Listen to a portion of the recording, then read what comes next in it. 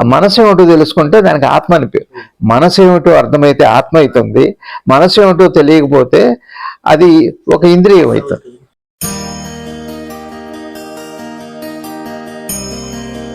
పరమాత్మ అంటే క్షణ క్షణము అత్యంత నూతనమైనది. అది మీ మెలకువ లాంటిది, అది మీ నిద్ర లాంటిది.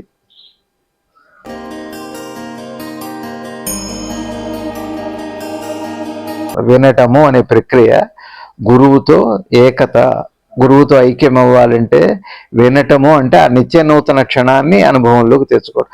ఇది చాలా కష్టమైన మాట నేను చెప్పింది, కానీ అందులోనే ఉంది రమ్యత, అందులోనే ఉంది అమృత బిందువు.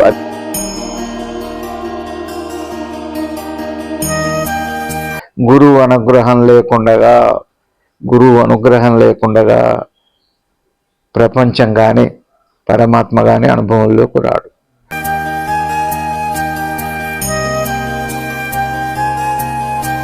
కాబట్టి గురువు ఒకానొక అనుగ్రహం చేత, లేశమాత్రం అనుగ్రహం చేత ప్రపంచము అనుభవంలోకి వస్తుంది. లేశమాత్రం. గురువు యొక్క పూర్ణ అనుగ్రహం చేత పరమాత్మ అనుభవంలోకి వస్తాడు. ఇది గురువు వైభవం. గురువు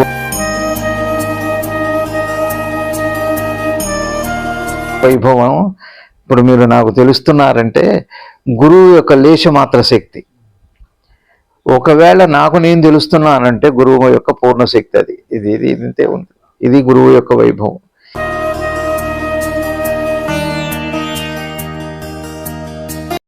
స్వామి నమస్తే సార్.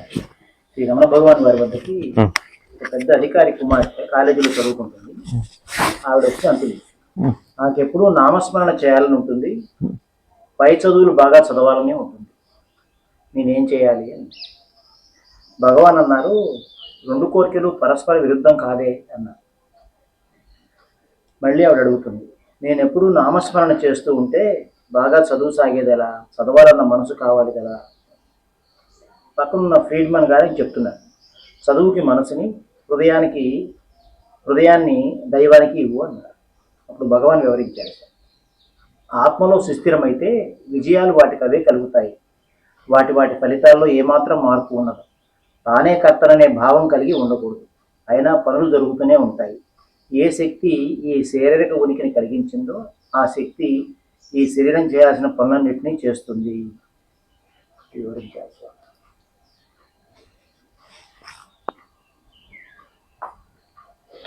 ఓం శ్రీ శివానంద గురుభ్యో నమః. శ్రీ ఆంజనేయ పరబ్రహ్మణే నమః. ఆత్మబంధువులు, ఆత్మస్వరూపులైన అందరికీ నమస్కారం. ఓం నమో భగవతే శ్రీ శివానందాయ. ఓం నమో భగవతే శ్రీ రమణాయ. భగవాన్ శ్రీ రమణ మహర్షులు వారి పాదపద్మాలకు ప్రణమిల్లుతూ వారిచే అనుగ్రహంగా వర్షించిన జ్ఞానామృతాన్ని విచారణ చేసి అర్థం చేసుకునే ప్రయత్నం చేద్దాం. ఆవిడ ప్రశ్న ఏంటంటే, ఒక ఆవిడ వచ్చి నాకు దైవాన్ని తలుచుకోవాలని ఉంది, అట్లనే చదువుకోవాలి, బాగా వృద్ధిలోకి వెళ్ళాలి అని ఉంది, అది ఎట్లా కుదురుతుంది? ఇప్పుడు అంటే మనం చేయలేం కదా. ఒక పని చేస్తూ మనసు ఏదైనా ఒక పనే చేయగలదు, రెండు పనులు చేయలేదు. నామస్మరణ చేయాలి, లేదా విషయాన్నన్నా పరిగణించాలి. రెండే మనసు చేయగలిగితే ఏదో ఒక పని. ఇక్కడ చిన్న మాట చెబుతా, తేలిగ్గా అర్థమయ్యేటట్టుగా.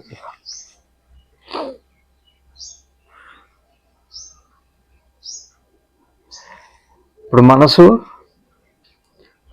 నామస్మరణ, హనుమ హనుమ హనుమ అంటాం, దానికి దైవస్మరణ నామస్మరణ అని పెట్టారు కదా.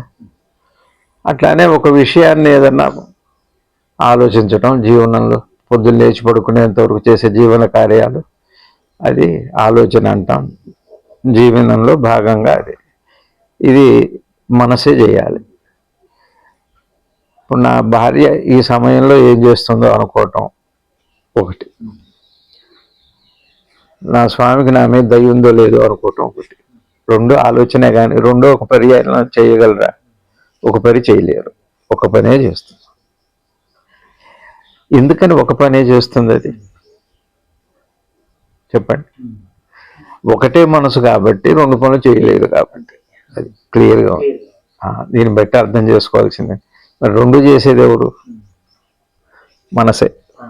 రెండు చేసేది కూడా అందుకని ఏం చేయాలంటే ఈ రెంటిని కాసేపు పక్కన పెట్టండి.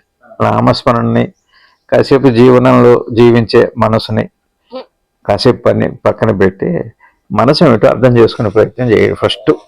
అక్కడ సీక్రెట్ అది.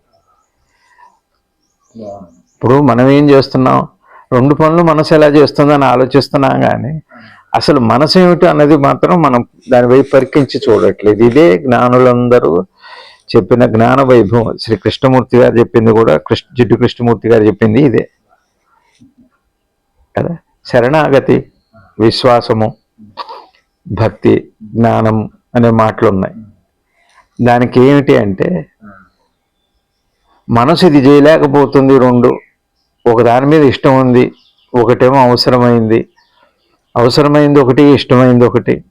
ఈ రెంటి మీద ఘర్షణలో బాధ తప్పితే మనకి అసలు మనసు ఏమిటి, మనసు లక్షణం ఏమిటి, దాని పనితీరు ఏమిటి, దాని పర్యవసానం ఏమిటి అని చూడటం అనే ఆలోచన రావట్ల. మనసు ఆ పనే చేయట్లేదు. దానికి అజ్ఞానము అని పేరు, దానికి మాయ అని పేరు. అజ్ఞానం మాయ వేరు కాదు. అయిందా? ఇక్కడికి మీకు స్పష్టత వచ్చింది అనుకోండి. ఇప్పుడు మనం ఏ సాధనకైనా ఏ జ్ఞాని చెప్పినా సద్గురువు శివానంద భగవానులు వారు చెప్పారు, భక్తులకి ఉన్న సంశయం విషయంలో మీ అనుగ్రహం మాకు కావాలి, మీ దయ మాకు కావాలి, మేము ఈశ్వరుని తెలుసుకోవాలి, మిమ్మల్ని మీ దయ పూర్ణ పాత్రం కావాలని అందరూ అడిగితే ఒక మాట చెప్పారు, నేను మీ చర్మం కంటే దగ్గర అని. సరే, చర్మం కంటే దగ్గర అని తెలుసుకునేది ఎవరు? మనసేగా కదా. ఆ మనసు ఏమిటో తెలుసుకుంటే ఆ దగ్గర దూరం పోయి గురువే తానవుతాడు. అది గురువు గారు చెప్పేది. నేను మీ చర్మం కంటే దగ్గర అంటే చర్మాన్ని తెలుసుకునేది ఎవరు? గ్రహించేది మనసేగా. ఇంకా దగ్గర ఎవరంటే మనసే.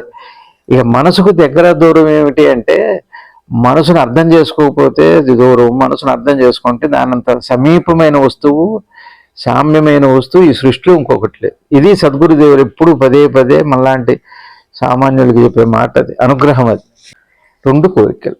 ఒకటి నామస్మరణ చేయాలని కోరిక, బాగా చదువుకోవాలని కోరిక. కోరికగా చూస్తే ఒకటే, కోరిక అంటే ఒకటేగా. కోరికలు అనేకం, కానీ కోరిక అనే కదలిక ఒకటే కదా. కోరిక అనే కదలికలో చూస్తే రెండు ఒకటే. ఇకపోతే రెండు కోరుకునేది ఎవరు? మనసే. అయితే దైవాన్ని కోరుతుంది, లేకపోతే చదువుకోవాలని కోరుకుంటుంది. అరే ఇది ఏమన్నారు, దాని పరమన్నారు అంటే అన్నారు. కానీ రెండు మనసుకు సంబంధించిన విషయాలే, రెండు కోరికకి సంబంధించిన విషయాలే. కాబట్టి కోరిక మనసుకు సంబంధించిన విషయం అయితే వేరు కాదుగా, ఏదైనా కోరికేగా. మీకు అర్థమవుతుంది, రెండు ఒకటే. ఇప్పుడు భగవాన్ ఏమన్నారు, ఇప్పుడు మనకేంటి, దైవస్మరణ చేయాలనే కోరికకి మనం చాలా ఉత్కృష్టమైన స్థానాన్ని ఇచ్చాం. చాలా విశేషం, అది పవిత్రం. అదే జీవించటం, నాకు అన్నం తినాలనిపించటం, నా భార్యను కలవాలి, నా పిల్లలను చూడాలనిపించటం, ఈ లౌకికపరమైన కోరికలు అవి అంత పెద్ద కోరిక. అది లౌకికమైన కోరిక. దైవాన్ని చూడాలి, దైవాన్ని తెలుసుకోవాలి, అది పవిత్రమైన కోరిక. ఇది ఒక రకంగా అపవిత్రం అనంగానే దానికి విలువ ఇవ్వట్లేదు. కానీ భగవాన్ దృష్టిలో, జ్ఞాని దృష్టిలో మనసు పరిధిలో రెండు ఒకటే, దానికి ఏ ఎక్కువ తక్కువ లేవు. మీకు అర్థమైందా అండి? ఇదే కన్నుకి, ఈ దృష్టికి దైవం ఎంతో అక్కడే ఎదురుగా ఉన్న ఫలవృక్షం కూడా అట్లాంటిది. దృక్కుకు ఒకటే. నీ ఆలోచనలో చెట్టు దైవం వేరు వేరు, కానీ నీ దృక్కుకు రెండు. దృక్కే ఇవ్వాలి, దృక్కు కల్పించాల్సింది. అది దృక్కు దృశ్యాన్ని కల్పించాలి అంటే దృక్కుకున్న ఏకత. ఇది సత్యం బాగా తెలియాలి. అంటే మనం ఇప్పుడు చేయాల్సింది ఏమిటంటే, మనం ప్రయత్నం అక్కడున్న దైవాన్ని అర్థం చేసుకోవాలి, అక్కడే ఉన్న చెట్టును అర్థం చేసుకోవాలి, ఈ ప్రపంచాన్ని అర్థం చేసుకోవాలని చూస్తున్నాం. కానీ దృక్కేమిటో దృక్కు మీద దృష్టి పెట్టి దాన్ని అవలోకన చేసి దాన్ని అర్థం చేసుకునే ప్రయత్నం చేయట్లేదు. ఇక్కడే జ్ఞాని మనకి దారి. అది గురువు యొక్క ఆవశ్యకత. గురువు కంట ఉత్కృష్టమైన పదార్థం ఈ సృష్టిలో లేదు రవి గారు. అత్యావశ్యకమైన గురువు. ఇప్పుడు భగవాను ఏమన్నారు, రెండింటికి తేడా ఏమిటి? పరస్పర విరుద్ధం కాదు కదా. అంటే రెండు కోరికే కదా. రెండు ఓకే. ఇక్కడ భగవాన్ విచారించడం ఎలానో చెబుతున్నారు. విచారణ భగవాన్ మాటల్లో, జ్ఞానుల మాటల్లో, ముఖ్యంగా అద్వైతం అనే ఒక సత్య విచారణలో ఉన్నది ఏమిటి అన్నది మనం ఇక్కడ తెలుసుకోవచ్చు. ఇదే భగవాన్ అంటే అర్థం ఏమిటి అంటే జ్ఞానము అని. భగవాన్ అంటే ఆ రూపం కాదు, జ్ఞానము అని అంటే ఎరుక అని. గురువుగారు ఏమన్నారు? భగవాను రెండు ఒకటే కదా అన్నారు. ఆయన ఆపారు, భగవాన్ ఆపారు. అప్పుడు పక్కనే ఉన్న ఆ విదేశస్తుడు మనం ప్రశ్నలన్నీ అట్ట రెండు ఎలా చేస్తాం, ఇది అనాదిగా వస్తున్న ప్రశ్న. అట్లానే అనాదిగా ఆ ప్రశ్నకి మనసు వైపు నుంచి మేధోపరంగా సమాధానం లేదు, దాటి ప్రశ్నించాలి. అప్పుడు ఫ్రీడమెన్ ఆయన పేరు. అంటే ఫ్రీడమ్ వచ్చిన వాడేమో ఫ్రీడమ్ వచ్చిన వాడే ఫ్రీడమెన్. ఏమన్నా విదేశస్తుడైతే వివేకం ఉన్నవాడు, ఆలోచన స్పష్టత ఉన్నవాడు, భగవాన్ బోధన అందుకున్నవారు ఆయన. ఏ దేశంలో ఉంటే అదే మనసు అందుకుంది, అదే మనసు అందుకోవాలనుకుంటుంది. విదేశంలో ఉన్న ఒక మనసు అందుకుంది, స్వదేశంలో ఇక్కడ ఉన్న అదే మనసు అందుకోవాలని ప్రయత్నంలో ఉంది. ఏంటి అందుకోవటం అందుకోపోవటం ఏం లేదు. అక్కడ స్పష్టత ఉంది, ఇక్కడ వారు ఏం చెబుతుంది, వారి స్థాయిలో అంతే చెబుతా. ఇప్పుడు హృదయం ఒకటి, మనసు ఒకటి, రెండు మాటలు వారు చెప్పే మాటల్లో ఏం చెబుతున్నారంటే మనసునేమో చదువుకి మరి హృదయాన్నేమో, అసలు మనసు పుట్టుక స్థానమే హృదయం. హృదయం లేని మనసు లేదు. మరి రెండు వేరు కాదు. మరి రెండు పనులు ఎలా చేస్తారు? ఇది భగవాన్ జ్ఞాని చెప్పాల్సిందే. యువతలో ఒక స్థాయిలో మేధోపరంగా చెప్పారు ఆయన. భగవాన్ ఏమన్నారు? ఆత్మ తెలిస్తే, అంటే ఇప్పుడు మనసు యొక్క శక్తి తెలిస్తే, ఇప్పుడు చదివేది ఎవరు? మనసు. నామం చేసేది ఎవరు? రెండు చేస్తుంది, ఒక్కసారి చేయలేదు.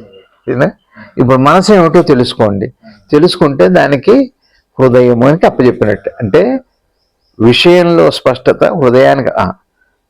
పద్యాన్ని బై హార్ట్ చేయి అంటారు. అంటే అర్థం ఏంటి? అర్థం చేసుకుంటే హృదయస్థం అవుతుంది, అర్థం కాకపోతే మేధస్థం అవుతుంది. మేధస్థం అవటం, హృదయస్థం అవటం. అర్థమైతే హృదయస్థము, అర్థం కాకపోతే మేధస్థమే. మేధ వరకే ఉంటుంది, మర్చిపోతాంగా. మేధ ఎప్పుడు మరిపే, హృదయం ఎప్పుడు కూడా అనంతమైన జ్ఞాపకం. అది జ్ఞాపకం అనేది లేదు. జ్ఞాపకం అంటే సజీవంగా ఆ క్షణంలో ఉన్నదానికి జ్ఞాపకం అనిపోయింది. నిజంగా జ్ఞాపకం అంటే సజీవంగా ఎప్పుడు ఉండే సహజ స్థితికి జ్ఞాపకం అంటే అసలు జ్ఞాపకం అది. కానీ ఈ మరుపంతా మేధకు సంబంధించింది. జ్ఞాపకం నిజంగా హృదయానికి సంబంధించింది. మీకు అర్థం వెళ్ళారు? హృదయానికి అప్పచెప్పు అంటే మనసే రెండు పనులు చేస్తుంది. మనోశక్తి ఆత్మశక్తి వేరు కాదు అని తెలిస్తే అది హృదయానికి అప్పచెప్పటం. అప్పుడేమైపోతుంది? అప్పుడేమవుతుంది చెప్పండి? నామం చేసిన మనసే, చదువుకున్న మనసే కదా. మన మనసు ఎప్పుడు ఉంటుంది చెప్పండి? మెలకు వచ్చి పడుకునేంత వరకు ఉంటుంది. అంటే నిరంతరం 24 గంటలు మనసు ఉండాలిగా. నిద్రపోయినా కూడా ఉండాలిగా, లేకపోతే నిద్ర బాగుపట్టి. అంటే మనసు 24 గంటలు ఉంటుంది. ఇట్లా వెనక్కి వెళుతున్నారు మీరు. మనసుని స్వరూపాన్ని తెలుసుకుంటున్నారు. మనసు ఆత్మ ఒకటే అని తెలియటమే మనోనాశనం అన్నారు భగవాన్. మనసు ఆత్మ ఒకటని తెలియటమే మనోనాశనం. ఇప్పుడు మనసు హృదయస్థము. ఇప్పుడు మనసు అంటే రెండు పనులు చేస్తామని తెలుసుకున్నారుగా. అప్పటికి ఒక మెట్టు ఎక్కారు. మనసు ఒకటే చేస్తుంది, రెండు చేయలేదు. నామం అన్న చేస్తుంది, చదువుకోవాలన్నా చదువుకో. ఇది ఒక మెట్టు. రెండు ఎవరు చేయాలి? ఇది రెండో మెట్టు. ఇప్పుడు ఈ మనసును చూడండి పూర్తిగా. కాసేపు పక్కన పెట్టండి, కాసేపు నామాన్ని పక్కన పెట్టండి, కాసేపు చదువుని పక్కన పెట్టి.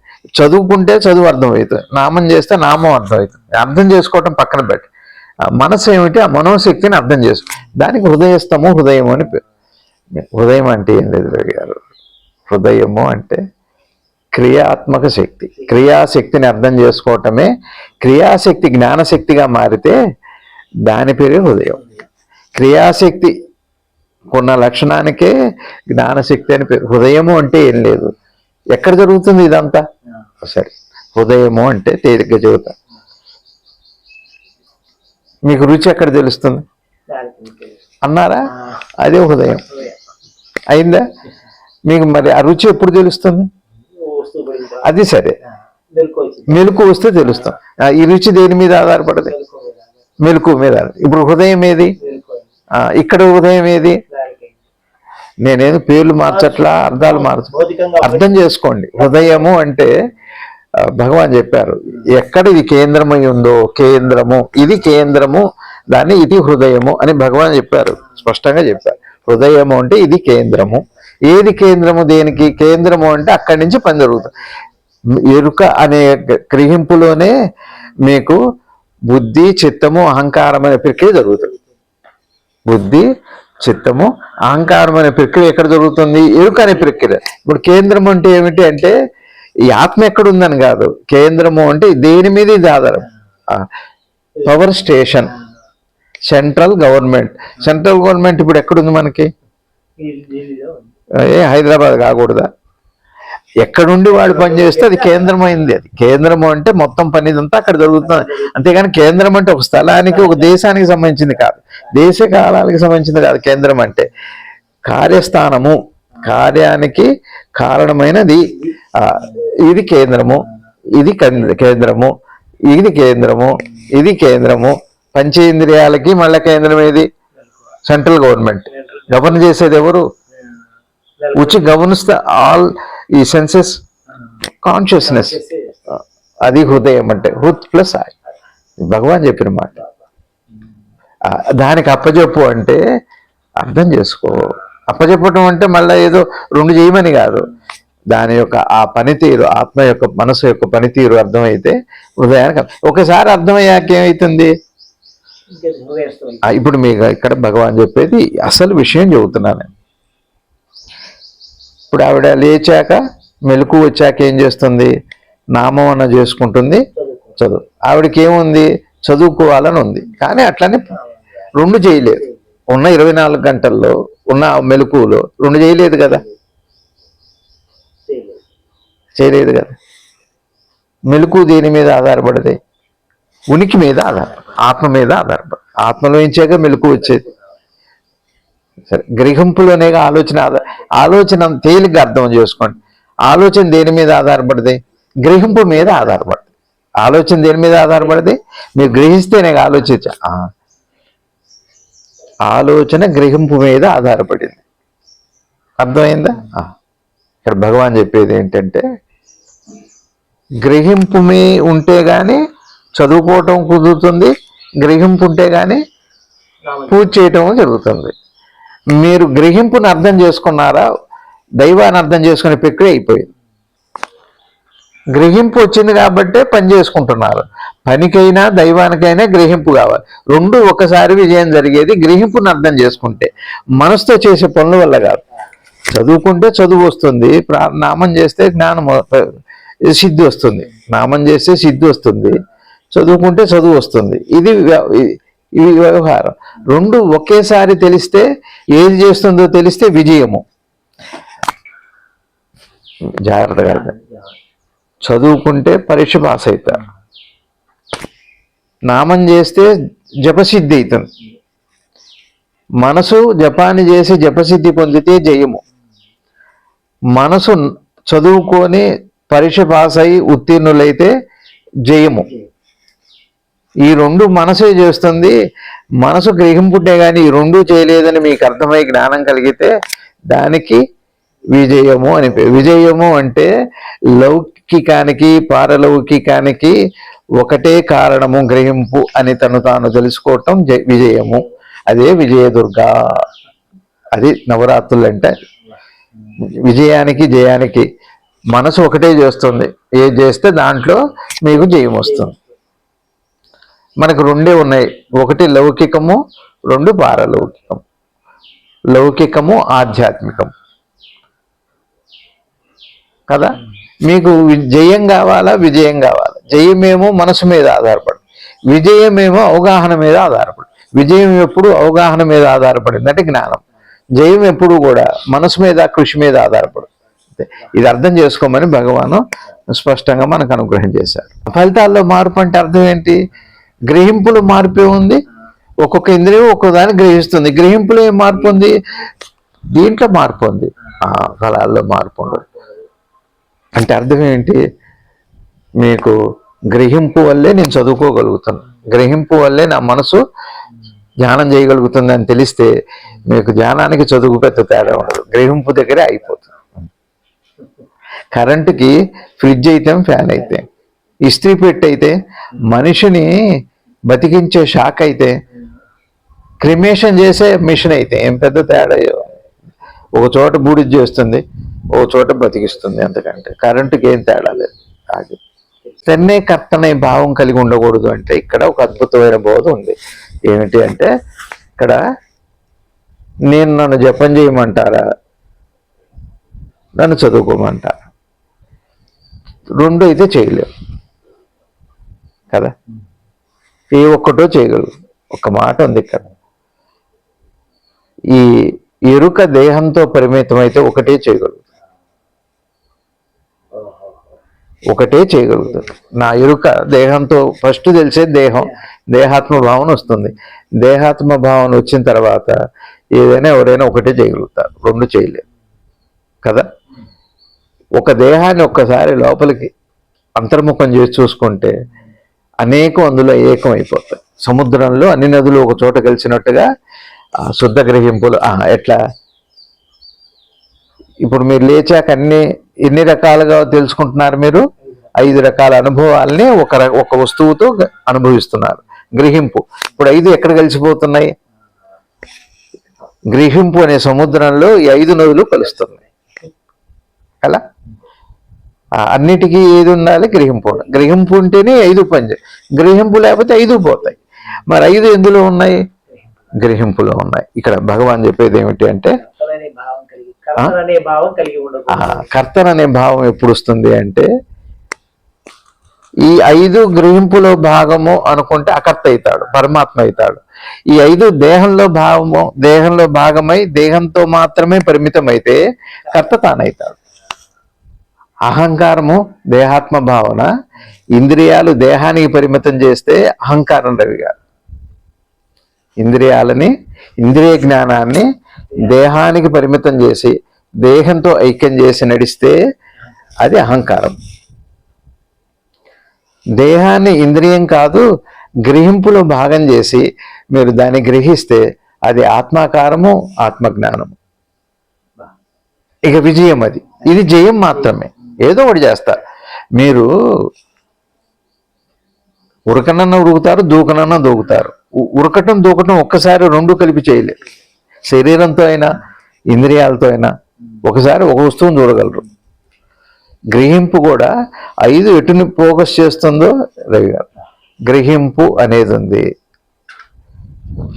నేను చెవులకు ఉపయోగిస్తానా, కళ్ళకు ఉపయోగిస్తానా, చర్మానికి ఉపయోగిస్తానా, నాలుగు ఉపయోగిస్తానా, ముక్కుకు ఉపయోగిస్తానా, స్వేచ్ఛ మీకుంది. దేనికి ఉపయోగిస్తే మీకు అనుభవం. ముక్కుతో వెళ్ళలేరు కదా, నోటితో చూడలేరు కదా, కళ్ళతో మీ ఎరుకని ఎటు ఫోకస్ చేస్తే అనుభవం వస్తుంది. ఆ అనుభవాన్ని అనుభవించాక మీకు అనుభవం అయిపోయి అది జ్ఞాపకం అవుతుంది. అప్పుడు అది అహంకారంగా అవుతుంది. ఇవన్నీ దేంతో జరుగుతున్నాయి? దేహంతో జరుగుతుంది. దేహానికి ఆపాదిస్తే అహంకారం, ఆత్మకి ఆపాదిస్తే గ్రహింపుకి ఆపాదిస్తే అది ఆత్మజ్ఞానం.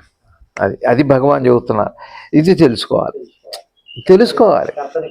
కర్తన కాదు అని తెలియటం అంటే ఈ ప్రాసెస్ మీకు అర్థం కావాలిగా. నేను పదే చెప్పేది అది. మీరు దేహానికి ఆపాదిస్తున్నారా మీ ఇంద్రియ శక్తిని, గ్రహింపుకి ఆపాదిస్తున్నారా? ఒకసారి చూడండి. మెలకు వస్తే కానీ ఇవన్నీ జరగదు. మీరేమంటున్నారంటే ఇది ఉంటే కానీ మెలకు రాదంటున్నారు. అది కాదు, దానికి ఉన్న శక్తి ఇది. చీకటి ఉంటే వెలుతురు వస్తుంది, కానీ మీరు వెలుతురు ఉండగా చీకటిని చూడలేరు, మీ వల్ల కాదు. ఇది చీకటి లాంటిది, అది వెలుతురు లాంటిది. ఆ రెండు కలవటమే. శివుడి మీద శశాంకము అంటే ఇదే. మీ గ్రహింపుకి భౌతికానికి ఆపాదిస్తే అహంకారం అవుతుంది, భౌతికానికి ఆపాదిస్తే అహంకారం అవుతుంది. గ్రహింపుకి ఆపాదించడం కాదు. మీరు ఆపాదించడము అంటే ఆలోచన అవుతుంది, గ్రహించండి, అవునో కాదు. గ్రహించారా, విచారణ పూర్తయి ఆత్మజ్ఞానం అవుతుంది. గ్రహింపుకి ఆపాదిస్తే ఆత్మజ్ఞానం. ఇంద్రియాలకు, దేహానికి ఆపాదిస్తే భౌతికానికి. నేను పొద్దున అదే చెప్పా, నా మిత్రులతో ఏం చెప్పానంటే, చైతన్యం లేని అంటే కేవలం భౌతికాన్ని చూస్తే, చైతన్యాన్ని చూస్తే శివుడిని చూడటం. చైతన్యానికి ఆపాదించకుండా జడమైన శరీరానికి ఆపాదించు. నీ ఆపాదన చైతన్యం అయిపోతే శివతత్వము, శరీరానికి అయితేనేమో అంటారు. ఏం లేదు, శవాన్ని చూడటం. శవం అంటే అదే, శవము అంటే జడానికి, జడము చైతన్యం, కానీ జడం ద్వారానే చైతన్యాన్ని చూడాలి. అది ఈజ్వల్ టు MC². ఇది భగవాన్ చెప్పింది ఏమిటి అన్నది ఎట్లా విచారణ చేయాలి. ఊరికే ఒకటే నా మనవి పదే పదే పదే ప్రార్థన చేసేది, దయచేసి పాతది చేయొద్దు. పాత చింతకాయ పచ్చడి కాదు, ఇది ఊరగాయ కాదు, నిలవ పచ్చడి కాదు. రవి గారు, పంచేంద్రియాలు ఎంత శుద్ధంగా ఉన్నాయి రవి గారు. మీ దృక్కు ఫ్రెష్గా లేకపోతే మీ దృశ్యం పాతది అవుతుంది. అక్కడ ఉండేది భ్రమ, భ్రాంతి మాత్రమే. మీ చెవులు, మీ వినికిడి శక్తి ఫ్రెష్గా లేకపోతే ఎప్పుడు ఒకటే పాత శబ్దాన్ని వింటారు. విన్న శబ్దమే వినపడుతుంది. మీరు వినపడే శబ్దం వింటే జ్ఞాపకం, అది వినపడని శబ్దం వింటే అనాహత శబ్దము, ఓంకారం. అది వినపడింది వింటే ఓంకారం, వినపడేది వింటే ధ్వని, అది శబ్దం పాతది. నీ ఇంద్రియాల కంటే కొత్తది, నీ ఇంద్రియాల కంటే నూతనమైంది, నీ ఇంద్రియాలకు ఆధారమైంది. అట్లాంటి పరమాత్మ వస్తువు ఆ గురుతత్వము. ఇంద్రియాలకి ఇంద్రియం, గ్రహింపుకి గ్రహింపు, వెలుగుకి వెలుగు, సూర్యుడికి కూడా వెలుగు, పంచేంద్రియాలకి వెలుగు. పంచేంద్రియాలు అందులోనే ఉన్నాయి, కానీ ఏ అనుభవం లేదు. నాలిక ఉంది, ఏ రుచి లేదు. పొందితే ఉంది, పొందకపోతే లేదు. పొందినా దాని దగ్గర ఆ జ్ఞాపకమే లేదు, అయినా ఫ్రెష్గానే ఉంది. పొందినా ఫ్రెషే, పొందకపోయినా ఫ్రెషే. రుచి చూసినా నాలికగానే ఉంది, రుచి చూడకపోయినా నాలికగానే ఉంది. ఆ నూతనత్వమే దైవత్వం, దివ్యత్వం. ఇది ముందు భౌతికంగా ఇదే విచారణ అంటే. ఇది భగవాన్ చెబుతున్న ఒక అద్భుతమైన. అమ్మాయి మంచి ప్రశ్న అడిగింది, బంగారు తల్లి. ఫ్రీడ్ మ్యాన్ కూడా ఆ ఫ్రీడమ్ ఇట్లానే బయటపడేది. గురువు లేకపోతే ఎట్లా తెలుస్తుంది? ఎవరు చెబుతారు లేవు కదా మనకి, సొంతగా తెలుస్తుంది. అన్న సొంతగా నేను సాధన చేస్తాను, ఇక్కడ గుహల్లో ఉంటాను అంటే, గుహల్లో వాళ్ళు ఎప్పుడు వెళ్ళారంటే, హృదయ గుహలోకి ఎప్పుడు వెళ్తారు అంటే, బయట ఆకర్షణ పోయిన వాడు వెళ్తాడు, వాళ్ళు వెళ్తారు. మనం వెళ్తే వచ్చేది కాదు. మనం మనసు బయట పెట్టి గుహల్లోకి వెళ్తే ఉంది.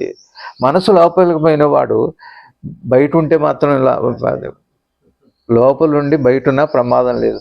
బయట ఉండి లోపల, బయట ఎక్కడో గుహల్లో దాక్కుంటే భౌతికం దాచిటపట్టడం కాదు. నేను ఎంత చెప్పా, మెలకువ ఎరుక, ఎంత జ్ఞాపకమే. ఇందాక ఆరంభంలో చెప్పినట్టుగా నేను అంటే జ్ఞాపకమే. చూడండి, ఒక మాట తేలిగ్గా అర్థం చేసుకో. హర్ సెల్ఫ్, హిమ్ సెల్ఫ్ అంటారు. రెండు ఉన్నాయి, సెల్ఫ్ ఒకటి, హిమ్ ఒకటి. సెల్ఫ్ ఒకటి, హర్ ఒకటి. సెల్ఫ్ చూడు. అయితే ఈ సెల్ఫ్ని హీకి, హర్కి, దేహానికి ఆపాదిస్తున్నారు. అదే మతం అంటే. స్పిరిచువాలిటీ అంటేనేమో సెల్ఫ్ని చూడటం, మతం అంటేనేమో దేహాన్ని చూడటం. ఇంతే. మతం దేహం చూస్తుంది, మతం ఆధ్యాత్మికం ఆత్మను చూస్తుంది. అంతే. నువ్వు మతం కావాలంటే బయటికి చూడు, నీకు పరమాత్మ కావాలి అంటే ఆత్మను చూడు. సరే అయిపోయింది. ఇంకా అక్కడ మతం నిలబడదు. మతం ఇంతవరకే. మతానికి హద్దు దేహమే. మహా అయితే ఇంద్రియ జ్ఞానము, ఇంద్రియాలు కాదు, ఇంద్రియ జ్ఞానము. జ్ఞానము అంటే అనుభవం, అనుభవం అంటే జ్ఞాపకము. చూసారా? ఇంద్రియ జ్ఞానము, ఇంద్రియము అది శుద్ధము, జ్ఞానము పొందిన అనుభవము, అనుభవము అంటే జ్ఞాపకము, జ్ఞాపకము అంటే నేను. వెనక్కి వెళ్ళండి. కాబట్టి గురువు దగ్గర ఎప్పుడు ఫ్రెష్గానే ఉండాలి, ఏం లేకుండా ఉండాలి. వస్తుంది ఎందుకు? క్షణంలో వస్తుంది. ఒక గురువు, సద్గురువు దర్శనం ఉత్తర క్షణమే. ఆ సంపర్కమే నీ మెలకువ, నీ దేహం ఎలా తెలియజేస్తుందో, నీ అహంకారం ఒకసారి నిజమైన సద్గురువు స్పర్శతో నీ అజ్ఞానం పటాపంచలైపోదు. కానీ జ్ఞాపకాలతో లేకపోతే జ్ఞాపకమే అహంకారం. కానీ అహంకారం అనే జ్ఞాపకాలతో ఉండకూడదు. కానీ మనం పదే పదే నేను ఆస్తిపరుణ్ణి అనుకున్నావా, జ్ఞాపకం కాదా? నాకు ఇంత ఆస్తి ఉంది, నేను ఇంత చదువుకున్నాను, నేను డాక్టర్ని, నేను ఐఏఎస్ ఆఫీసర్ని, నేను ధనవంతుడిని, నేను విద్యావంతుడిని, పండితుడిని, ఇది జ్ఞాపకం కాక మరేంటి? అది కాక అహంకారం ఏంటి? అది కాక ఆత్మ ఏమిటి? చూసుకోండి, మన ఎవరికి వారు చూసుకోండి. గురువు దగ్గరకు కూడా అలా వెళ్తే ఎలా కుదురుతుంది రవి గారు? నేను వెలుతురులో చీకటి చూడాలనుకోవటం అది నా అజ్ఞానానికి పరాకాష్ట. గురువుని వదులుకోకూడదు. ఏ క్షణంలో కూడా గురువుని ఎట్టి పరిస్థితుల్లో ఒకసారి సద్గురువు అని ముందు పరీక్ష చేసుకో. రూఢి అయిన తర్వాత ఇక బాహ్య పరివర్తనతో దూరం అవ్వద్దు. బాహ్య పరివర్తనతో దూరం ఇది గురువు కాదు, నువ్వే, నీ అహంకారమే. అహంకారం ఎట్లాంటిది అంటే నీ దగ్గర దీపం ఉండి కూడా చీకట్లోనే తడుముకోవటం లాంటిది. కళ్ళు మూసుకొని దీపం పెట్టుకోవటం లాంటిది. దీపం పెట్టుకొని కళ్ళు మూసుకోవటం లాంటిది. సూర్యుడు ఉండగా అగ్గిపుల్లు వెలిగించటం లాంటిది. ఇది బాగా తెలియాలి. గురుతత్వం అంతా ఒకటే. ఇది ఇంత గురుతత్వం, ఇది గురు భగవాన్ వాడు చాలా మంచి విషయం.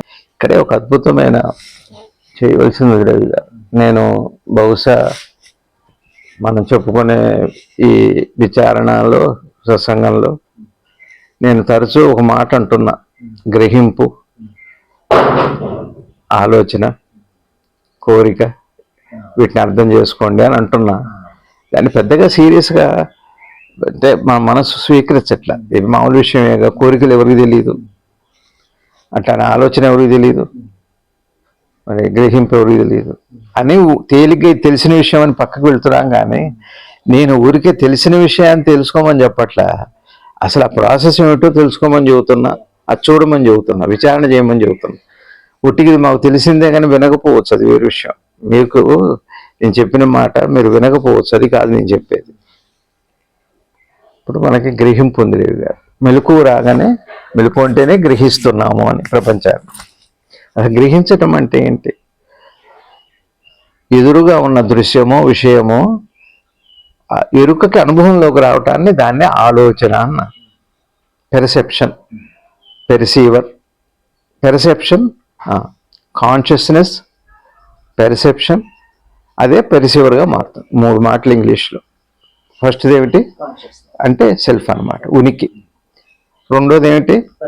పెర్సెప్షన్. అంటే ఇప్పుడు మీరున్నారు రావి గారు, నాకు గ్రహింపు వచ్చాక మీరు నాకు తెలుస్తారు. మీరు నాకు తెలియటము అంటే ఇగో మనిషి, రవి గారు వదిలిపెట్టండి, మీరు నాకు అనుభవంలోకి రావటం, ఈ దృశ్య ప్రపంచం అంతా అనుభవంలోకి రావటాన్నే ఆలోచన అనే ఒక మాట వాడుతున్నారు. దాన్నే పెర్సెప్షన్. కాన్షియస్నెస్ పెర్సెప్షన్నే వినియోగంలో, ఆ క్రియలో మైండ్గా వాడుతున్నాం. మైండ్ అని ఎప్పుడు అంటారు? ఇప్పుడు నాకు మెలకు వచ్చింది, ఆ విషయాన్ని గ్రహించిన తర్వాత మైండ్ అన్నారు. అది ఎరుకదే. ఎరుక ఎదురుగా ఉన్న వస్తువుని అనుభవంలోకి వస్తే అప్పుడు ఆలోచన అన్నారు. దాన్నే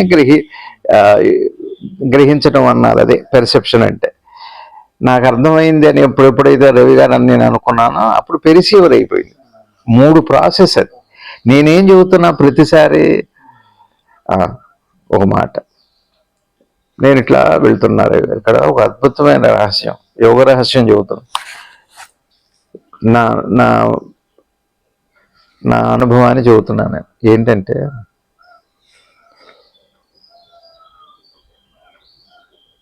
మీకు నాలుక ఉందిగా, రుచి ఉందా నాలుకే? చెప్పండి, ఏం టేస్ట్ ఉంది నాలుకే? ఏదైనా పెట్టుకుంటే ఇది ఒప్పుకున్నారుగా. సరే, నాలుకకి రుచి లేదు, నాలుకకి అన్ని రుచులు తెలుస్తున్నాయి. ఎన్ని ఉన్నాయో అన్ని తెలుస్తాయి. 6 రుచులు అనుకున్నాం. 6 రుచులు ఆ నాలుకకి తెలుస్తున్నాయి. మరి నాలుకకి రుచి ఉందా అంటే నాలుకకి రుచి లేదు. నాలుక లేకపోతే రుచి ఉందా అంటే నాలుక లేకపోతే రుచి కూడా లేదు. నాలుకలో రుచి ఉందా అంటే నాలుకలో రుచి లేదు. నాలుక లేకపోతే రుచి లేదు. మరి రుచి నాలుక వేరే అంటే వేరు కాదు, ఒకటే అంటే ఒకటే అని చెప్పడానికి లేదు. చూడండి, విచారణ, లాజిక్ కాదు ఇది. మనం విచారణ చేయాలి అంటే లాజిక్తోనే మొదలు పెట్టాలి. అయిందా? ఈ నాలుకని అలా పెట్టుకోండి. ఇప్పుడు మనకి గ్రహింపు అన్నా, గ్రహించటము అన్నా, కాన్షియస్నెస్ అన్నా, పెర్సెప్షన్ అన్నా. సరే, మనం ఒక అనుభవము అన్నాం, ఎక్స్పీరియన్స్. ఎక్స్పీరియన్స్ అనే మాటకు అర్థం ఏంటి? 5 రకాలు. ఎక్స్పీరియన్స్ అంటే 5 రకాలు. ఏమిటది? పంచ ఇంద్రియ అనుభవాలు. అనుభవం ఇంద్రియం వేరు కాదు. ఇంద్రియాన్ని సూక్ష్మంగా ఉంటే ఇంద్రియం అన్నాం, స్థూలంగా ఉంటే అనుభవం అన్నాం, అంతే. ఇంద్రియ అనుభవం అంటే 5 రకాలు. ఒకటి చూపు ద్వారా, చెవుల ద్వారా, వాసన ద్వారా, రుచి ద్వారా. ఇప్పుడు ఎన్ని రకాలు? మీకు అర్థమైంది? ఎన్ని ఉన్నాయి? ఇందులో ఏముంది? గ్రహింపు. గ్రహింపు. అనుభవం ఎప్పుడు అంటారంటే, మీరు దాన్ని గ్రహించాక అనుభవం అని పేరు అంటున్నాం. గ్రహించకపోతే అనుభవం కాదు, ముందు గ్రహించాలి. గ్రహించాక దాన్ని అనుభవించాక అనుభవం అంటున్నారు. నేను అనుభవించాక ఎక్స్పీరియన్స్ అని అంటున్నారు. తేడా బాగా అర్థం చేసుకోండి. Consciousness, perception, experiencer. ఇది కదా ప్రాసెస్. ఏం బాబాయ్ మీకు అర్థమవుతుందా? 4 ఎన్ని ఉన్నాయి? 6 ఉన్నాయి. తీపి, పులుపు, 6 రుచులు, 6 రుచులు. 4 ఏ రుచి లేదు. 4 మీద 6 రుచులు 4 ద్వారా పొందవచ్చు. గ్రహింపుకి ఏ గ్రహింపు లేదు. గ్రహింపము అనేటువంటి ఒక శుద్ధత మాత్రమే ఉంది. అయిందా? గ్రహింపు ఎన్ని రకాలుగా ఉంది? 5 రకాలుగా. స్పర్శ ద్వారా గ్రహిస్తుంది, చూపు ద్వారా గ్రహిస్తుంది, అప్పుడేగా అనుభవం అంటాం. వాసన ద్వారా, రుచి ద్వారా. గ్రహింపుకి 4 ఎలా రుచి లేదు, గ్రహింపులో కూడా ఏ గ్రహింపు లేదు. కానీ ఒక్కొక్క ఇంద్రియానుభవం ద్వారా ఒక్కొక్క దాన్ని గ్రహిస్తున్నాం. వినేటప్పుడు విన్నాను అంటున్నా, చూచినప్పుడు చూచాను అంటున్నా, రుచి చూచినప్పుడు రుచి చూచా అంటున్నా, వాసన చూస్తే వాసన చూచా అంటున్నా. గ్రహింపు ఒకటే, నాలికలాగా ఒక్కొక్క ఇంద్రియం ద్వారా వచ్చినప్పుడు ఒక్కొక్క అనుభవం అవుతుంది. నాలిక ఇగో ఇది తీపి, ఇది చేదు అన్నట్టుగా. గ్రహింపుకి ఏ అనుభవం లేదు, 5. కానీ గ్రహింపులోనే మళ్ళీ 5 ఉన్నాయి. ఒక్కొక్క అయినప్పుడు ఒక్కొక్కటి అవుతుంది. అయిందా? మీరు ఒకసారి వినగలరు, ఒకసారి చూడగలరు. ఆలోచన అండి, ఆ మాటకు అర్థమైందా అండి? మీరు చూశాక శబ్దం వింటారు. ఇప్పుడు ఉరుము ఉంది, ఉరుము, మెరుపును చూస్తే ఉరుము వింటారు. ఉరుము విన్నారా, మెరుపు అప్పటికి అయిపోతుంది. ఏదో ఒకటి, 2 ఒకసారి జరగవు. అట్లా ఒక్కొక్క అనుభవం 5 రకాలుగా మారిపోతుంటుంది. ఒక్కొక్క దాన్ని అనుభవం అంటారు. అంతే, చాలా వేగంగా జరుగుతుంది కాబట్టి మనం విడదీయలేకపోతున్నాం. ఇప్పుడు మీరు నన్ను చూస్తున్నారు, ఒక క్షణం ఆలోచిస్తారు, లేదా నా మాట వింటారు. ఇది అనుభవం అంటే అదే. గ్రహింపు అన్నది శుద్ధత. 5 వినటము, చూడటము, ఆ పంచేంద్రియ అనుభవాలు కూడా, ఆ పంచ అనుభవాలు కూడా విడివిడిగా వస్తున్నాయి, నాలికలాగా. మీకు అర్థమైందా? అయిందా? ఇక్కడ నేను చెప్పేది ఏమిటి అంటే, తీయగా ఉంది నాలికకి. ఇప్పుడు నాలిక తీయగా మారింది. ఎట్లా అయింది? ఇందాక నాలిక ఏ రుచి లేదు, అంత తినగానే ఎట్లా ఉంది అంటే తీయగా. ఇప్పుడు మీ నాలిక ఎట్లా ఉంటుంది? తీయగా మారింది. ఇంకా వెంటనే అంత పులుపు తిన్నారు, ఇప్పుడు ఏమవుతుంది? తీపిపోయింది, పులుపు ఉంది. మీకు అర్థమవుతుంది? ఒకటే. అంటే మనసు అంటే అర్థం ఏంటంటే, ఏ క్షణానికి ఆ క్షణంలో ఆ ఇంద్రియ అనుభవంతో ఉంటుంది. నాలుగుకి ఏ రుచితో ఆ రుచితో ఉన్నట్టుగా గ్రహింపు అనేది ఒక్కొక్క ఇంద్రియం ద్వారా ఒక్కొక్క అనుభవం కింద ఉంటుంది, గ్రహిస్తూ. గ్రహింపు అన్నది శుద్ధము. ఇంద్రియాల ద్వారా ఏమవుతుంది? దానికి అనుభవం వస్తుంది. విన్నాను, నేను చూచాను, అది రుచో, వాసనో, స్పర్శో, దృశ్యమో, ఏదో 5 రకాలు. ఇక్కడ ఆలోచన, మనసు అంటే అర్థం ఏమిటి అంటే, ఇక్కడ తీపి ఉంది, ఆ తీపి ఆ రుచి నాకు తెలియదు. వస్తువే ఉంది, ఒక పదార్థం ఉంది, ఆ పదార్థం యొక్క రుచి నాకు తెలియదు. ఇక్కడ నాలుక ఉంది, నాలుక దగ్గర రుచి లేదు, కానీ గ్రహించాల్సింది అదే. ఎందుకంటే ఇంద్రియం ఎక్కడుంది, వస్తువు అక్కడుంది. దాన్ని తీసి తిన్నా, తీయగా ఉంది. ఇక్కడ ఆలోచన అనే మాటకు అర్థం ఏమిటి అంటే, ముందది మీకు ఎరుకులోకి రావాలిగా. ఒకటి గ్రహింపు, దాన్ని గ్రహించడానికి ఒక కదలిక కావాలి. ఆ కదలికకి ఆలోచన అని పేరు. ఏమండి ఆలోచన ఏంటో చూడండి, ఆలోచన యొక్క అనుభవం ఏమిటో చూడండి, అనుభవంలో కోరిక ఏమిటో చూడండి అనగానే మాకు తెలిసిందే కదా అని వినరు. ఒకటే గుర్తుపెట్టుకోండి, నా అనుభవంలో చెబుతున్నా. ఒక గురువు, ఒక సద్గురువు అనేది ఉంటే రోజు మాట్లాడినా, రోజంతా మాట్లాడినా, క్షణము మాట్లాడినా, క్షణము కొత్తదే. అది గురువు అంటే. గురువు అనే మాటకు అర్థం ఏమిటంటే, మీకు పాతదనం కనపడదు. అందుకని గురువు ఏం చెప్పినా మీకు పాతదే. ఎందుకంటే మీ ఇంద్రియాలు పాతవి, మీ జ్ఞాపకాలు పాతవి. మీ పాత జ్ఞాపకాలతో మీ సనాతనమైన అత్యంత నూతనమైన, అత్యంత శుద్ధమైన గురువును పొందాలని చూస్తున్నాం మనం. అది మన అహంకారం చేసే ఒక పెద్ద మాయరవి గారు. బాగా క్షమించాలి నేను చెబుతున్నానని, మీరు నన్ను అపార్థం చేసుకోవద్దు.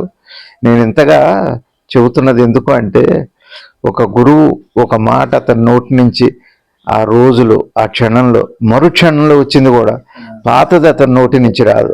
అట్లాంటి నిత్య నూతనమైన వస్తువునే పరమాత్మ అన్నారు. పరమాత్మ అంటే క్షణము అత్యంత నూతనమైనది. అది మీ మెలకువ లాంటిది, అది మీ నిద్ర లాంటిది. నిద్ర పాతదే అనరు, మెలకువ పాతదే అనరు. కానీ ఈ మనిషి పాతవాడు, ఈ దృశ్య ప్రపంచం పాతది, మీ ఎదురుగా ఉన్న మారిపోయేదంతా పాతదే, మారంది ఎప్పుడు కొత్తది.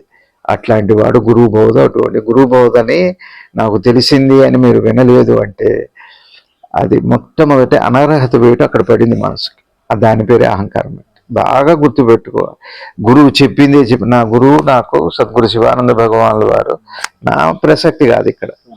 90లో చెప్పింది వినటం నేర్చుకోమన్నారు. వినటము అనే ప్రక్రియ, గురువుతో ఏకత, గురువుతో ఐక్యం అవ్వాలంటే వినటము అంటే ఆ నిత్య నూతన క్షణాన్ని అనుభవంలోకి తెచ్చుకోవడం. ఇది చాలా కష్టమైన మాట నేను చెప్పింది, కానీ అందులోనే ఉంది రమ్యత, అందులోనే ఉంది అమృత బిందువు. అది అసలు కుంభమేళ స్నానం అంటే. కుంభంలో నుంచి తలకిందులుగా ఉన్న, కుంభం అంటే తలకిందులుగా ఉంటుంది. సరే, వాళ్ళు సాంకేతికంగా చెబుతున్నారు. గురువు ఎప్పుడు దృష్టి నీ వైపు ఉంటుంది, నీ దృష్టి ఎప్పుడు పైకి ఉండాలి.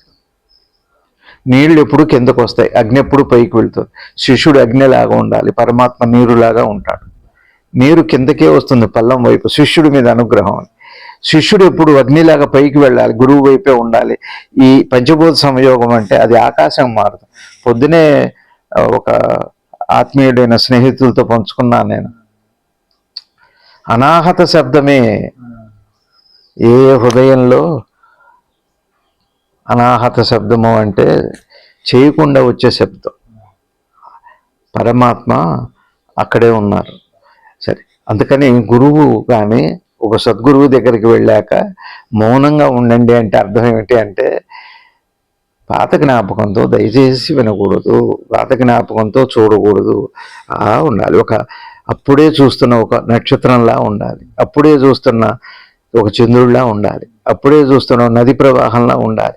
అసలు నది ప్రవాహమే, నువ్వు చూస్తున్న నదిని, ప్రవాహాన్ని చూస్తూ పాతది అనుకుంటున్నావు, కానీ ఈ కొత్త నీరే. అది బాగా తెలియండి. గురువు అట్లాంటి ప్రవాహం. అది నాకు తెలిసింది అని వినటం మానేశాము అంటే అది ఒక అమాయకత్వమే. అది గురువు నిత్య నూతనమైన వాడు రవి గారు.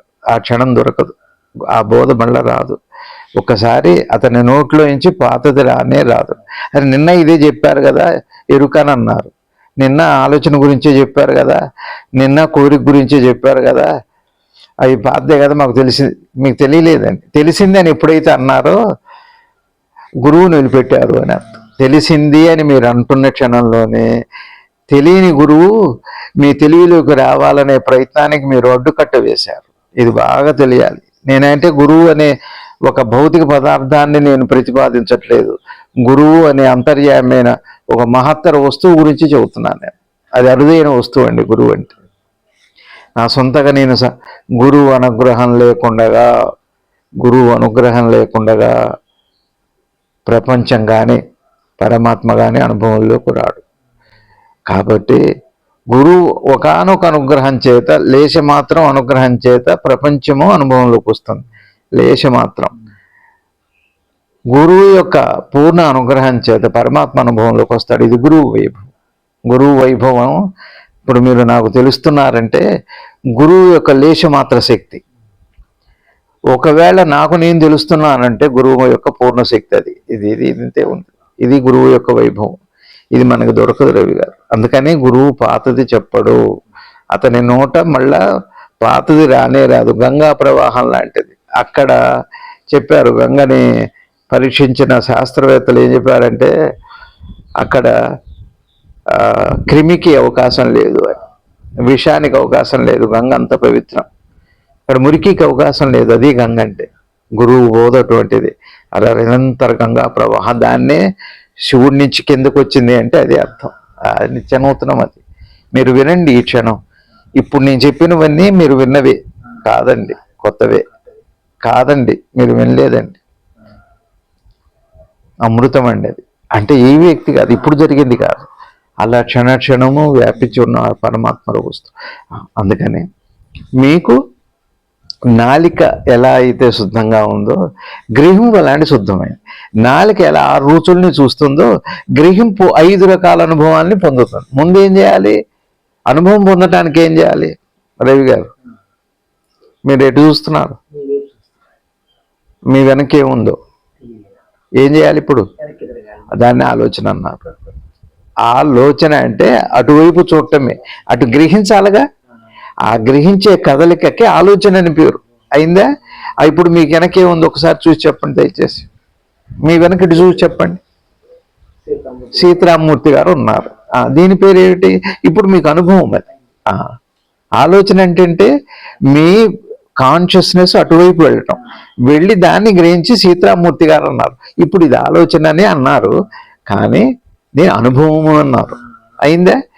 ఇప్పుడు ఏమైంది? చాలా అందంగా ఉన్నారు ఆయన, చాలా ధనవంతుడు ఆయన, చాలా జ్ఞాని ఆయన. ఇప్పుడు మీకేమనిపిస్తుంది? కాదు, ఏమనిపిస్తుంది? చాలా చాలా ధనవంతుడు ఆయన. ఏమొచ్చింది ఇప్పుడు? అది కోరికండి. ఇదంతా ఎట్లా చూడాలి ఇప్పుడు? ఈ ప్రాసెస్ని అంతా చూడమని నేను చెబుతుంటే అది నాకు తెలిసిందే కదండి. కోరిక నాకు తెలుసు, గ్రహింపు నాకు తెలుసు, ఆలోచన నాకు ఏం తెలిసింది.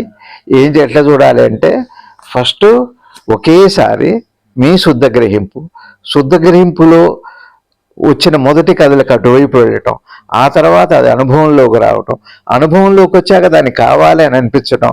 ఇంత ప్రాసెస్ని శుద్ధ గ్రహింపు ద్వారా నా నాలిక ఏ రుచి లేదని తెలియటం, తెలిసాక ఒక రుచిని చూడటం, రుచిని అనుభవించటం, నేను అనుభవించానని చెప్పటం, ఇదంతా కలిపి రుచి లేని నాలిక అనే స్పృహతో చూస్తే మీకు అర్థమైంది. దాన్ని చూడమని నేను పదే ప్రార్థన చేస్తున్నా. ఒక మనసు చేసేది, మీ మనసు నా మనసు కాదు, ఫలానా వారు కాదు, ఫలానా వ్యక్తి చెబితే ఫలానా వారు వినకపోవటం గురించి చెప్పట్లేదు. మనసు ఎప్పుడు ఇదే పొరపాటు పదే చేస్తుంది. ఇదే భగవాన్ చెబుతున్నది ఏమిటి అంటే 2 మనసు చేయటం కాదు, చేయలేదు కూడా. హృదయానికి అప్పచెప్పటం అంటే అర్థం ఏమిటంటే ఆ రుచి లేని నాలికని ముందు తెలుసుకో, రుచున్న నాలికని తర్వాత. రుచి నాలిక ఎలా మారింది అంటే తర్వాత క్రియ కదా, క్రియ తర్వాత కదా. ఇదంతా పరికిచ్చి చూడటం. ఈ జ్ఞానాన్ని హృదయంలో పెట్టుకుంటే దాన్ని హృదయాన్ని అప్పచెప్పటం, ఇది మనసుకు అంటే ఒక ప్రాసెస్ మొత్తం ఆశాంతాన్ని అర్థం చేసుకునే దాన్నే హృదయానికి అప్పచెప్పటం అంటారు. అంటే విషయం యొక్క సృష్టి స్థితి లయము అంటే తేలిక చెప్పాలి. గ్రహింపు తర్వాత అనుభవము, దాన్ని ఆలోచన అంటున్నాం. ఆలోచన అంటే మీరు ఏదో అనుకోవద్దు. ఆలోచన అంటే గ్రహించడానికి, ఆ వస్తువు నీకు అనుభవంలో రావటానికి కదిలిన కదలికకి ఆలోచన అని పేరు. కదిలిన తర్వాత పొందిన అనుభవాన్ని అప్పుడు అనుభవం. ఆ అనుభవం పొందిన తర్వాత ఆ జ్ఞాపకాన్ని నేను అంటున్నాం. అహంకారం అంటే ఏం లేదు. పొందిన తర్వాత అనుభవం తర్వాత జ్ఞాపకం ఏర్పడుతుంది. జ్ఞాపకాన్నే నేను అని, జ్ఞాపకం లేని కోరిక చెప్పండి. జ్ఞాపకం ఉంటేనే కోరిక ఉంది. కోరిక లేని జ్ఞాపకం చెప్పండి. జ్ఞాపకం ఉంటేనే కోరిక అవుతుంది. జ్ఞాపకము నేను వేరా. మీ జ్ఞాపకం అర్థమైతేనే నేను అర్థమవుతుంది. మీ జ్ఞాపకం అర్థం కావాలంటే అనుభవం అర్థం కావాలి. మీకు అనుభవం అర్థం కావాలంటే మనసు కదలటం అర్థం కావాలి. మనసు కదలటం అర్థం కావాలంటే గ్రహింపు ఏమిటో అర్థం కావాలి. మీకు నాలుక ఏమిటో అర్థం కావాలంటే, నాలుక ఏముంది, నాలుక అంటే ఏమిటి? ఏదైనా తిన్నాక నాలుకంటే రుచి చూస్తుంది, వినికిడంటే వినుతుంది. పంచేంద్రియ అనుభవాలు మీరు అనుభవించాక చెబుతున్నారు. కానీ పంచేంద్రియ అనుభవాలు ఒకటి, పంచేంద్రియాల అనుభవాలకి పూర్వం ఉన్న శుద్ధ ఎరుక ఒకటి. ఈ శుద్ధ ఎరుకతో మీరు ఏం చేయాలి? ఆలోచనని, శుద్ధ ఎరుకతో కోరికని, శుద్ధ ఎరుకతో ఆ నేను అనే జ్ఞాపకాన్ని మీరు చూడమని నేను చెబుతున్నా, ప్రార్థన చేస్తున్నా. సవినయంగా సాధకుల్ని నేను కోరుకునేది ఏంటంటే దాన్ని చూడమంటున్నా. ఊరికే కోరిక ఏమిటో చూడండి. కృష్ణమూర్తి గారు అదే చెప్పారు. భగవాన్ రమణ మహర్షులు వారు, కృష్ణమూర్తి గారేమో కోరిక ఏంటో చూడండి అన్నారు. శ్రీ సద్గురు భగవాన్ ఏం చెబుతున్నారు? సద్గురు అంటే ఆయన, సద్గురు అంటే అర్థం ఏమిటి అంటే నిత్య నూతనంగా నీకు ఆ క్షణంలో ఎట్లాంటిదంటే, మనం కనీసం మీరు ఒక హోటల్కి వెళ్తే పదార్థం ఫ్రెష్ అని అడుగుతున్నారే, స్వీట్ షాప్కి వెళ్తే ఫ్రెష్ అని అడుగుతున్నారే. మీకు ఒక ఫ్రెష్ అనే వస్తువు ఏదన్నా ఉందంటే అది నీ ఆత్మ వస్తువే, అది నీ గురువు మాత్రం తప్ప. నీ గురువు రూపం పాతదే ఉండొచ్చు, నీ గురు రూపము నీ జ్ఞాపకం కల్పిస్తున్న అహంకారము మాయ, నేను కల్పిస్తున్న మాయ. కానీ నీ గురువు సనాతనుడు, నిత్యనూతనుడు, అది అమృత బిందువు. నాలిక అర్థమైతే గ్రహింపు ఏమిటి, భగవాన్ చెప్పింది ఏమిటో అర్థమవుతుంది. శుద్ధ గ్రహింపు ఏమిటి, రుచి తెలిసాక ఎట్లానో ఆలోచన అంటే కూడా అదే. అనుభవం అంటే ఏమిటి? తీపి చేదో తెలియటం అనుభవం. రుచి తెలియటం ఒకటి, రుచి ఏమిటో ఒకటి. రుచి ఏమిటో అయ్యాక నీతో కలిపి చెబుతావే ఆ జ్ఞాపకాన్ని నేను అన్నారు. ఇదే అహంకారం అంటే. దీన్నే అంతఃకరణ అని పరిభాష. విజయము, విజయము అంటే ఏంటి? ఇక్కడ భగవాన్ ఆ పదం ఎందుకు వాడారు? ఆవిడ పరీక్షల్లో ఉత్తీర్ణత అంటే విద్యావంతుడు అవ్వాలి, అది విజయం. ఇంకొకటి ఏముంది ఆవిడ కోరిక? పరమాత్మని అనుభవం తెలుసుకోవాలి. విజయము రెండిటిల్లో. రెండు చేసేది ఎవరు? విజయం దేనికి? రెండు విషయాల్లో. ఇక్కడ ఏమంటున్నారంటే, ఏమన్నారు? ఆత్మలో సుస్థిరమైతే. ఆత్మ అంటే చెబుతున్నాను. ఇప్పుడు మీకు ఆత్మ ఆత్మ ఆత్మ అని అనేక రోజులుగా మనం మాట్లాడుకుంటున్నాం. ఈరోజు కొంత చెప్పే ప్రయత్నం చేస్తాను. ఆత్మ అంటే ఏమిటి? మీ నాలుక ఏమిటి? ఏ రుచి ఉంది? లేదుగా. అది ఆత్మ.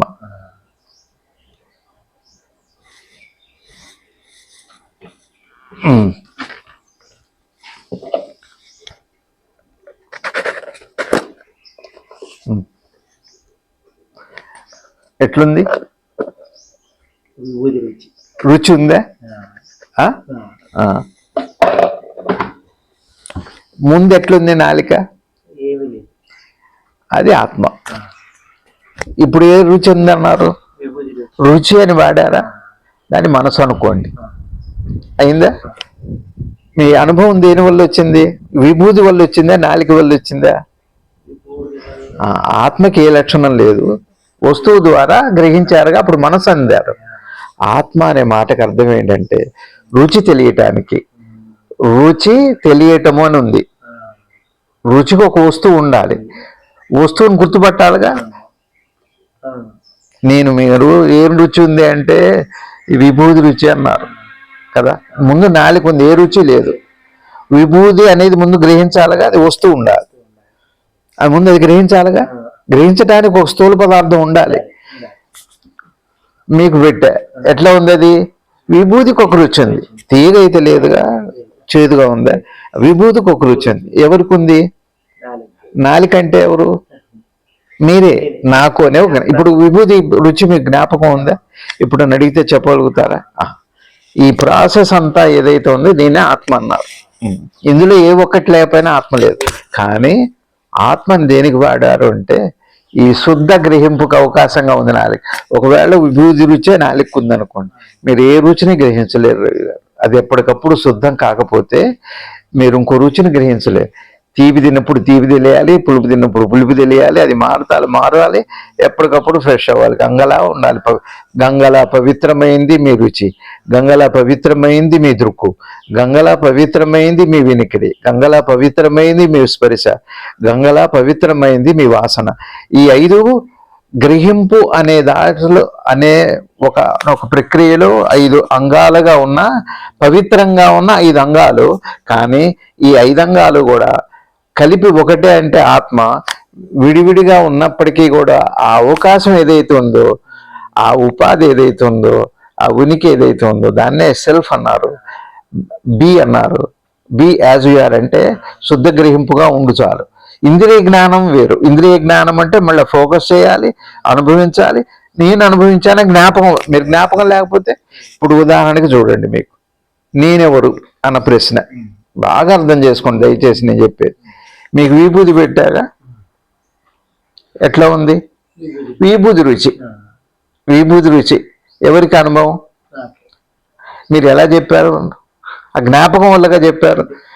ఆ జ్ఞాపకం లేకపోతే మీరు చెప్పగలుగుతారా? ఆ చెప్పగలగటం అనే ఆ ప్రక్రియ ఉందే, దానికే నేను అని ఫాల్స్ అయ్యి అంటే అహంకారం అంటే. మీరు ఈ జ్ఞాపకం లేకపోతే మీకు అనుభవం లేదు.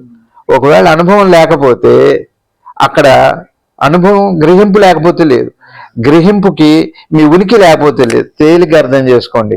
ఉనికి లేని గ్రహం అంటే అనుభవము, మనసు లేని అనుభవం లేదు, గ్రహింపు లేని మనసు లేదు, ఆత్మ లేని గ్రహింపు లేదు. అంటే నాలిక ఆత్మ అనుకోండి. ఈ రుచులు గ్రహించటం అనే ప్రక్రియ అంతా కూడా ఆ తర్వాత జరుగుతుంది. అన్ని ప్రక్రియలు దాని మీద జరుగుతాయి. ఈ అన్నిటికీ ఆధారం ఎవరు? నాలిక. నాలిక ఆత్మ అనే మాటకు అర్థం ఏంటంటే, తేలిక మళ్ళా చెబుతున్నా అనుకోవద్దు. ముందు ఒకటి ఉండాలి, గ్రహించగలిగిన వస్తువు ఒకటి ఉండాలి. గ్రహించడానికి ఒక వస్తువు అంటే ఆ కదలిక కావాలి. గ్రహించాక అప్పుడు అనుభవం కావాలి. అనుభవం అయితే అంటే జ్ఞాపకం అవ్వాలి. ఈ ప్రక్రియ అంతటికీ ఆత్మ అని పేరు. ఇది ఎక్కడ జరుగుతుంది? ఎక్కడ జరుగుతుంది? గ్రహింపు అనే ప్రక్రియ మీద. గ్రహింపు అనే ప్రక్రియ మీద 5 ఉపకరణాలు ఉన్నాయి. 5 రకాల అనుభవాలుగా, 5 అవకాశాలుగా, 5 పంచేంద్రియాలుగా, 5 పంచేంద్రియాలుగా, పంచేంద్రియ జ్ఞానంగా. అలాగే జ్ఞానము అన్న ప్రజ్ఞ, జ్ఞానం. ప్రజ్ఞ ఉండాలి, జ్ఞానంగా మారాలి. ఇగో దీనికి ఆత్మ అని పేరు. ఎంత కలిపి ఆత్మ అని పేరు. రవి గారు మంచివాడు కాదు. మంచివాడు కాదని ఎవరిని అంటున్నా నేను?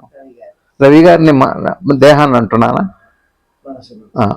మరి మనసు ఎట్లా ఉంటుంది? లోపల ప్రాణం అనే ఒక ఉనికి, ఒక ఆత్మ అంటారు దాన్ని. అది ఉంటేనేగా. ఇప్పుడు ఏది లేకపోతే ఇవన్నీ లేవు. ఆ మొత్తం ఆధారాన్ని ఆత్మ అన్నారు. ఆత్మ అనేది ఇప్పుడు ఆత్మ అంటే ఎవరిని చూసి అన్నా నేను? ఇది కూడా ఆత్మలో భాగమే. కానీ అదే ఆత్మక. దేహము ఆత్మే, మనసు ఆత్మే. మనసు పుట్టినటువంటి ఉనికి అంటే భగవాన్ చెప్పిన ఒక తేలిగ్గా గుర్తుపెట్టుకుండా అద్భుతమైన అవతారం అది. దేహం లేని ప్రపంచం లేదు, మనసు లేని దేహం లేదు, చైతన్యం లేని మనసు లేదు, ఉనికి లేని చైతన్యం లేదు.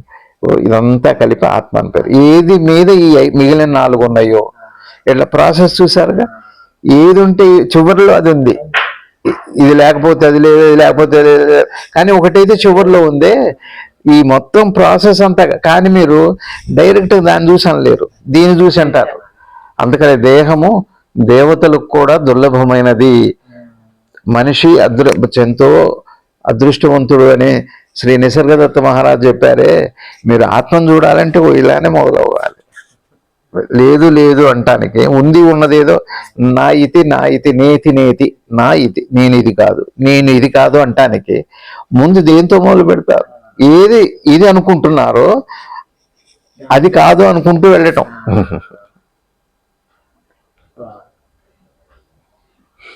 ఇప్పుడు మీకు ఆత్మ అంటే చెప్పండి. ఆత్మ అంటే నాలిక రుచులకి కారణం. రుచులు తెలియటానికి నాలిక. నాలికకి ఏ రుచి లేదు, అది ఆత్మ. నాలుగు ఫలానా రుచి, 6 రుచుల్లో ఒక రుచి తెలిసింది కాబట్టి ఇప్పుడు అది ఆత్మ.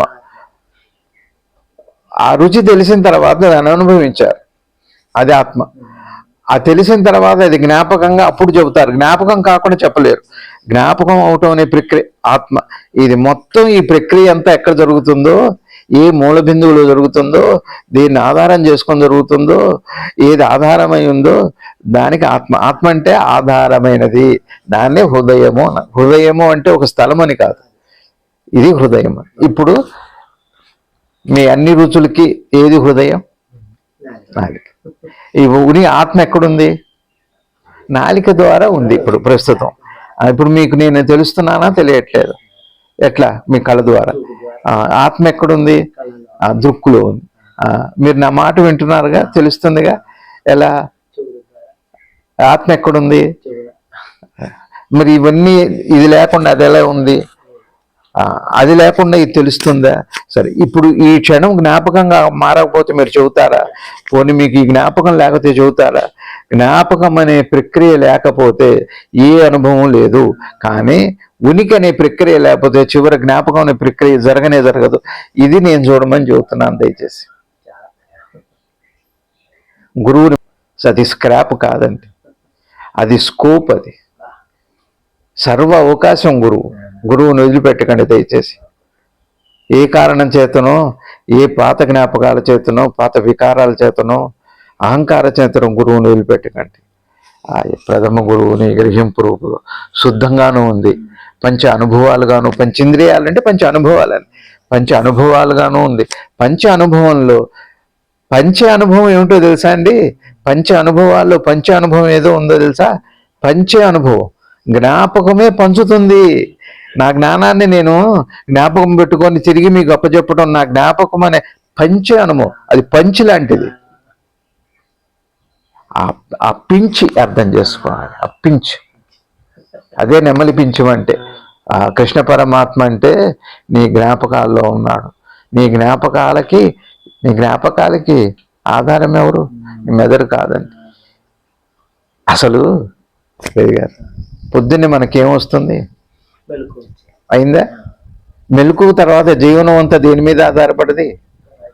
జ్ఞాపకాల మీద ఆధారపడది. మెలకువ జ్ఞాపకమేగా, కాదా?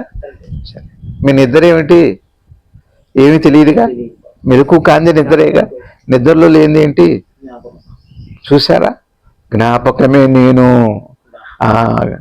జ్ఞాపకమే నేనంటేనే జ్ఞాపకం. అన్ని జ్ఞాపకాలే నేనుగా ఉన్నాయి, ఎవరో కాదు. ఇవన్నీ కల్పిస్తాయి. ఈ నాలిక లాంటిది. ఇది నేను చూడమనేది పదే పదే దాని వైపు. కానీ మీ పాతవాడు కాదండి.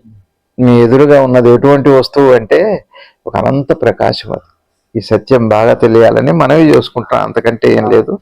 ఇది నా గురువు, నాకు సద్గురుదేవులు నాకు అందించిన ఒక సత్యం, పరమసత్యమైన విషయం. అది అటువంటి వస్తువు. అది అట్లాంటి నిత్యనూతన వస్తువు సద్గురు శివానంద గురుదేవులు వారు.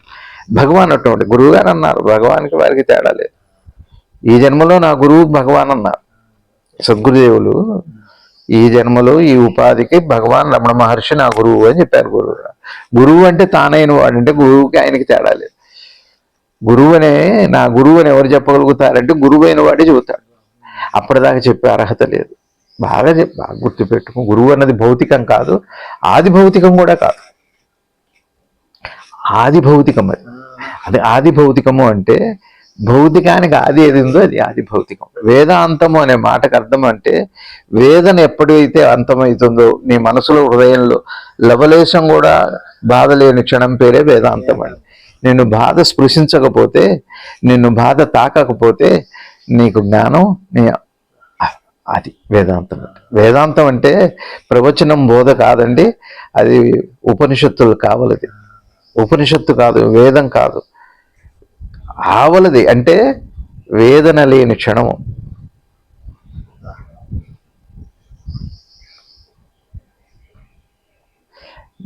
ఐశ్వర్యము అంటే ఆ పంచభూతాల్లో పంచతన్మాత్రలు ఏవో ఉన్నాయో, పంచతన్మాత్రలలో ఉన్న ఆ మహత్తర శక్తి, ఆ ఎరుక శక్తి, శుద్ధ గ్రహింపు. రుచి లేని నాలిక లాంటిదండి గ్రహింపు. రుచి కలిగిన నాలిక అనుభవం, రుచి తెలిసిన నాలిక జ్ఞాపకం. నాలుకలో ఏ జ్ఞాపకం ఉంది? రుచి చూసింది తీపిని, ఆ రుచిని కొంతసేపు ఉంచుకుంది, మళ్ళీ వేరే రుచిని పొందింది. ఆ పాతది లేదు, జ్ఞాపకం లేదు. పోనీ కొత్తది ఉందా? కొత్తది లేదు. పాతది ఉందా? పాతది లేదు. కొత్తదాకా గురువు మీ నాలిక లాంటివాడు, గురువు మీ దృక్కు లాంటివాడు, గురువు మీ శ్రవణం లాంటివాడు, గురువు మీ స్పర్శ లాంటివాడు. ఈ 5 కలిగి ఉండి ఏమీ లేనివాడు గురువు. అద్భుతమైన వస్తువు ఆ గురువు వస్తువు. గురువు దొరకడం అతి దుర్లభం. అట్లాంటి సద్గురువుని దొరికితే మాత్రం ఏ కారణం చేత కూడా వదిలిపెట్టకూడదు, కారణమే కాకూడదు, ఏ కారణము ఉండకూడదు. ఇది గురువు గారు. ఆత్మలో అంటే అర్థం ఏమిటి? ఇక్కడ ఏమన్నారు? మనసు అమ్మాయికి చదువుకోవాలి, పరమాత్మను తెలుసుకోవాలని ఒకటి ఉంది. ఈ 2 చేసేది ఎవరు? మనసు. ఈ 2 చేస్తుంది ఎవరని మీరు చెప్పారు ఇప్పుడు? మనసు అంటున్నారుగా. ఆ మనసు ఏమిటో తెలుసుకుంటే దానికి ఆత్మ అని పేరు. మనసు ఏమిటో అర్థమైతే ఆత్మ అవుతుంది, మనసు ఏమిటో తెలియకపోతే అది ఒక ఇంద్రియం అవుతుంది. మనసు చేసే పనులన్నీ ఇంద్రియం అంటారుగా. పరమాత్మ ఏమన్నారంటే ఇంద్రియాల్లో మనసు నేను అన్నారు. శ్రీకృష్ణ పరమాత్మ భగవద్గీతలో ఇంద్రియాల్లో మనసును అన్నారు. మనసేమో అర్థమైతే హృదయం అవుతుంది, మనసేమో వినియోగించుకుంటే ఇంద్రియం అవుతుంది. మీరు ఇంద్రియం కావాలా? మీకు ఇంద్రియాతీతమైన ఆ ఇంద్రుడికి కూడా గురువు అయ్యాడు కృష్ణ పరమాత్మ. గోవర్ధనగిరి పర్వతం ఎత్తి బ్రహ్మకు కూడా బ్రహ్మయ్యాడు అన్నారు గురువు గారు. బ్రహ్మకు కూడా గురువైన పరమాత్మ తత్వం శ్రీకృష్ణ తత్వం. అట్లాంటి జగద్గురువు మరలా ఒకసారి వస్తారు. ఎందుకంటే అదిగా చెప్పారు, golden words are not repeated అంటే చెప్పలేరు. మళ్ళా కృష్ణ పరమాత్మనైనా మీరు మళ్ళీ అడిగితే పాతది లేదు వారి దగ్గర. అది పరమాత్మ తత్వం. పాతది లేని పరమాత్మ తత్వం, పాతది ఉందని జీవత్వం. జీవతత్వం అంతా పాతదే. జిహ్వకు ఒక రుచి, జిహ్వ ఒకటే. నాకో నాలుకని మీకో నాలుక ఉందా? రుచులు అనేకం ఉన్నాయి, కానీ మళ్ళీ రుచి ఒకటే. అట్లానే పరమాత్మ తత్వం ఎటువంటిది అంటే అద్భుతమైనటువంటి, చూడండి ఒక మాట చెబుతా. నాలుకలో 6 రుచులు ఉన్నాయి. ఆ రుచులు పొందుతుందా? ఆత్మకి ఎన్ని శక్తులు ఉన్నాయి? 5 శక్తులు ఉన్నాయి. పంచేంద్రియ శక్తులు ఉన్నాయి. ఒట్టిగా చూడమనండి మరి. అన్ని మళ్ళీ అదే, అన్ని అది కాదు. అందులోనే అన్నీ ఉన్నాయి. కొన్ని అన్నీ తెలుస్తాయి దానికి, తెలుస్తుంది. పరమాత్మకి ఆ నేనుకు తెలుస్తుంది. అక్కడ అవ్వాలి, వెళ్ళాలిగా, ముందు అక్కడ దాకా వెళ్ళాలి. సిద్ధులు రావాలంటే ఏదో చేయక్కర్లా. మనసు ఏమిటో అర్థమైతే కుండలిని అంటే ఏం లేదు, మనోశక్తి. మనసుకున్న శక్తి అర్థమైతే ఆత్మస్థితికి అన్ని సిద్ధులు వస్తాయి. సరే, అది ఇప్పుడు సబ్జెక్ట్ కాక సరే. అందరికీ నమస్కారం. శ్రీ సద్గురు శివానంద గురుదేవుల పాదాలకి నమస్కరిస్తూ ఓం నమో భగవతే శ్రీరమణాయ. భారత్ మాతాకు జై.